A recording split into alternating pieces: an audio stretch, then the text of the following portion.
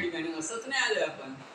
कारण ज्याप्रमाणे संचितामुळे जन्म मिळाला, प्रारब्धामुळे दुःख मिळालंय आणि क्रियामन म्हणजे कर्म ज्याप्रमाणे गुरुमौली आपल्याकडून कर्म करून घेत आहेत, कर्म आपल्याला ज्याप्रमाणे सेवा करून घेतात, त्या सेवेच्या माध्यमातून तुमच्या आमच्या जीवनाचं जे पांग आहेत, जे प्रारब्धाचे भोग आहेत, ते चुकवण्याचं काम गुरुमौली करत असतात.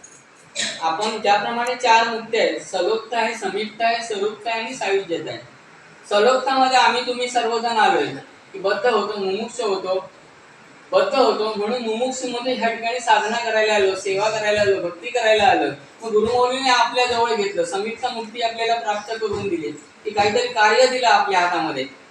जेव्हा आपण 1998-99 ला आलो त्यावेळेला संत संघात फक्त सेवा केंद्राचा एक अध्यक्ष म्हणजे सेवा केंद्राचा सेवा म्हणजे त्या ठिकाणी संत संघ प्रमुख म्हणून होता, तोच फक्त त्या ठिकाणी सेवा केंद्र चालवायचा. आता एवढी सगळी टीमवर्क दिलेली आहे, कारण आपल्याला बघा 5 बोटं दिलेली आहेत ना, 5 बोटांचा आकार बघा वेगवेगळा आहे ना.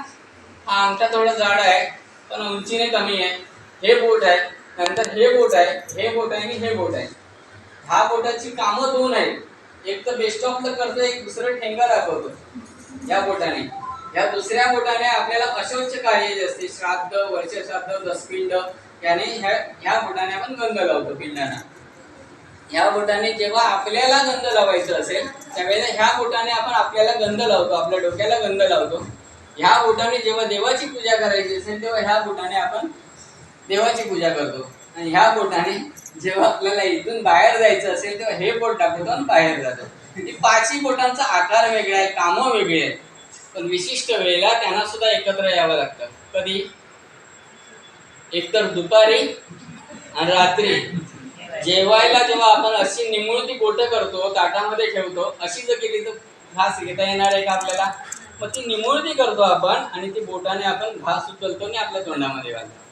तसंच आपल्या सर्वांचे आचार विचार वेगळे आहेत, प्रत्येकाची आकलन शक्ती वेगळी आहे, पण गुरुने आपल्या कार्यासाठी आपल्याला बघा हे कुटुंब तयार केलंय.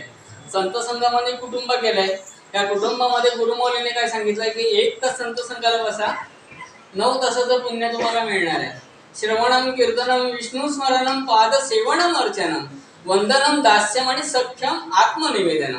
त्या 9 प्रकारच्या भक्तीच्या माध्यमातून तुम्हा आम्हा सर्वांना गुरुमौली घडवण्याचं काम करत असतात.